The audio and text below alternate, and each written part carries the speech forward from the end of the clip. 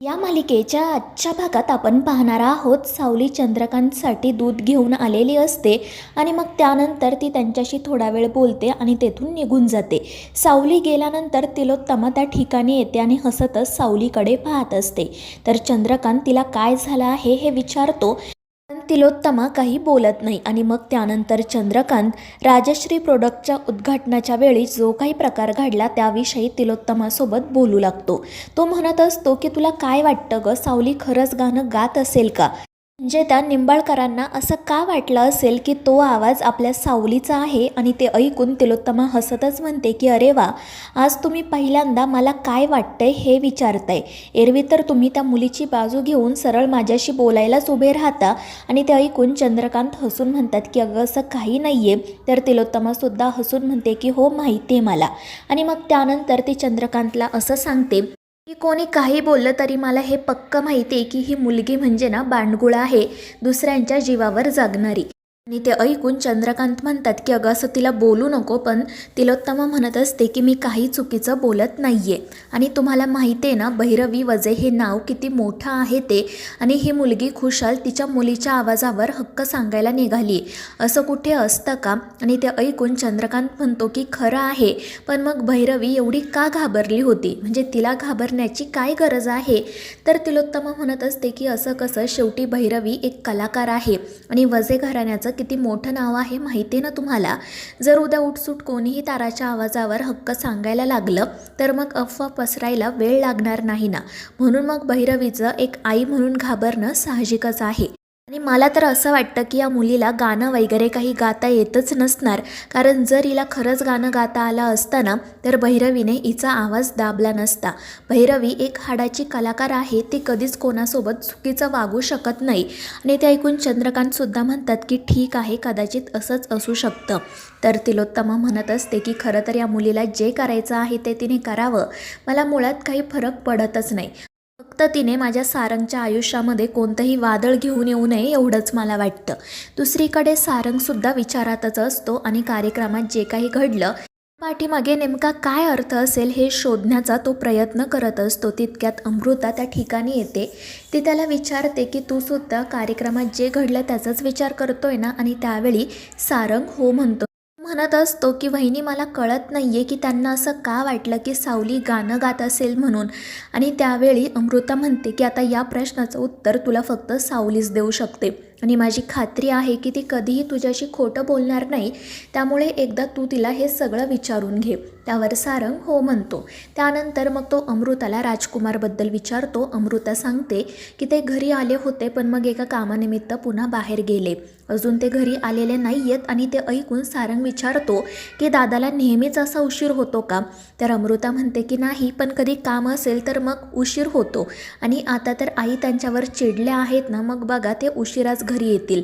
आणि हे ऐकून सारंग तिला विचारतो की वहिनी, खरंच असं काही नाही आहे ना गं की जे दादाने माझ्यापासून लपवलंय?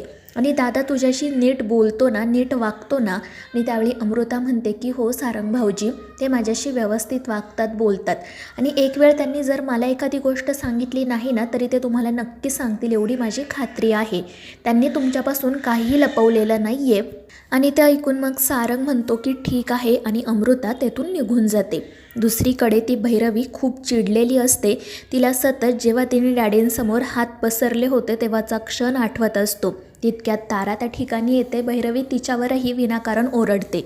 पण मग त्यानंतर जगन्नाथ आणि अलका त्या ठिकाणी येतात. त्या दोघांना पाहून ही खूपच चिडते. तर जगन्नाथ फुलांचा पुष्पगुच्छ घेऊनच आलेले असतात आणि तो भैरवीला देत म्हणतात की आज तुम्ही खूप प्रयत्न केले आणि स्वतःला वाचवलं, त्याबद्दल तुमचं अभिनंदन तर करायला हवं ना? आणि ते हसतच भैरवीच्या समोर बसतात. भैरवी तर चिडून म्हणत असते की काय झालं जगन्नाथराव, इतके प्रयत्न करून सुद्धा आज तुम्ही आमचं सत्य उघडकीस आणू शकला नाहीत ना? आता एक काम करा, कुठेतरी कोपऱ्यात जाऊन बसा आणि दुखवटा साजरा करा. आणि ते ऐकून जगन्नाथ आणि अलका हसू लागतात. जगन्नाथ म्हणत असतो की दुखवटा आम्हाला नाही तर तुला साजरा करायची गरज आहे. पण तरीही भैरवी निर्लज्जपणे म्हणत असते की काय झालं, तुम्ही इतके सगळे प्रयत्न करून शेवटी तुमच्या त्या लाडक्या लेकीने माझीच बाजू घेतली ना. कारण तिला व्यवस्थित माहिती आहे तिच्या भैरवी माईला काय हवं आहे ते. तिने शेवटी माझीच बाजू घेतली, मला जे हवं तेच केलं. पोरगी अजूनपर्यंत उपकार विसरलेली नाही आहे आणि यापुढे सुद्धा मी तिला केलेले उपकार विसरू देणार नाही. ते ऐकून जगन्नाथ हसतच म्हणतात की भैरवी वजे, तू खरंच खूप चुकीच्या माणसाच्या विरोधात गेली आहे आणि आता जास्त दिवस नाही लागणार तुझं सत्य सगळ्यांच्या समोर यायला. आज तू त्या निंबाळकरांच्या समोर हात पसरून स्वतःची इज्जत तर वाचवली, पण यापुढे असं होणार नाही. आणि मग त्यानंतर ते जी स्वरयज्ञ स्पर्धा असते तिचा पोस्टर भैरवीला दाखवतात. त्यामुळे भैरवी रागातच त्यांच्याकडे पाहू लागते. दुसरीकडे सारंग सावलीला भेटण्यासाठी किचनमध्ये येतो आणि तो सरळ सावलीला म्हणतो की मी इथे कशासाठी आलोय तुला चांगलंच माहिती आहे. आणि मग त्यानंतर तो तिला विचारतो की सावली, मला खरं खरं सांग, आजच्या त्या कार्यक्रमात नेमकं काय घडलं? त्यांना असं का वाटलं की तू ते गाणं गायलं आहे? तू खरंच गातेस का? आणि ते ऐकून सावली खाली मान घालते. तर सारंग सरळ तिचा हात त्याच्या डोक्यावर ठेवतो आणि म्हणतो की सावली, शपथ घे आणि मला सांग की तू माझ्यापासून काही लपवत नाही आहे. दुसरीकडे जगन्नाथजी ते पोस्टर भैरवीला आणि ताराला दाखवत म्हणत असतात की खरं तर यावर माझ्या लेकीचा फोटो असायला हवा होता, पण ठीक आहे, तो फोटो आत्ता इथे नाही आहे. कारण आता मी या पोस्टरचं जे काही करणार आहे ना साठी तिचा फोटो इथे नसलेलाच बरा. आणि मग त्यानंतर ते सरळ ताराच्या त्या पोस्टरला आग लावतात आणि हे पाहून तारा तर खूपच घाबरते. तर भैरवी खूप चिडलेली असते. ती रागातच त्या जळणाऱ्या पोस्टरकडे पाहत असते. तर जगन्नाथजी हसतच म्हणत असतात की काय झालं, आवाज गेला की काय? मला माहिती आहे आवाज तर काही जाणार नाही, पण चांगलीच चपराक बसली तुला हे सुद्धा कळतंय मला. मी तुला सांगितलं होतं ना, या जगन्नाथच्या काठीचा आवाज होत नाही, मात्र वार चांगलाच होतो. आणि मग ते हसतच अलकाला सुद्धा म्हणतात की तुला काही बोलायचं असेल तर बोलून घे. आणि मग अलका ही भैरवीला चांगलंच सुनावते. ती म्हणत असते की भैरवी वजे, तू आमच्या विरोधात जायला नको होतं. आता बघ तुझी काय अवस्था होती ती. तुझा हा खोटा अहंकारसुद्धा ना या पोस्टरसारखा जळून लवकरच खाक होणार आहे. आणि मग ते दोघेजण तेथून निघून जातात. भैरवी चिडून सगळं सामान इकडे तिकडे फेकून देते. त्यानंतर जेव्हा राजकुमार घरी येतो तेव्हा अमृता त्याला विचारत असते की आज तुम्हाला एवढा उशीर का झाला? तर तो लगेच नाटक करायला सुरुवात करतो. तो म्हणत असतो की तू काय माझी उलट तपासणी घेतेस का? तर अमृता म्हणत असते की तसं नाही आहे, सारंग भाऊजीसुद्धा तुमची वाट पाहत होते. आणि ते ऐकून तो राजकुमार म्हणत असतो की सगळ्यांनाच त्या सारंगचं का ऐकायचं असतं काय माहिती. आणि मग तर तो सरळ रडायचं नाटकच सुरू करतो. तो म्हणत असतो की मी या घरातला मोठा मुलगा आहे, तरुणपणात बिझनेसची सगळी जबाबदारी माझ्या अंगावर आली, सगळ्यांना माझ्याकडूनच अपेक्षा आहेत. आईला मात्र तो सारंगच प्रिय आहे. त्याला काही दुखलं खुपलं तर ती रात्रभर त्याच्याजवळ बसून राहते, मात्र माझ्याकडे लक्ष देत नाही.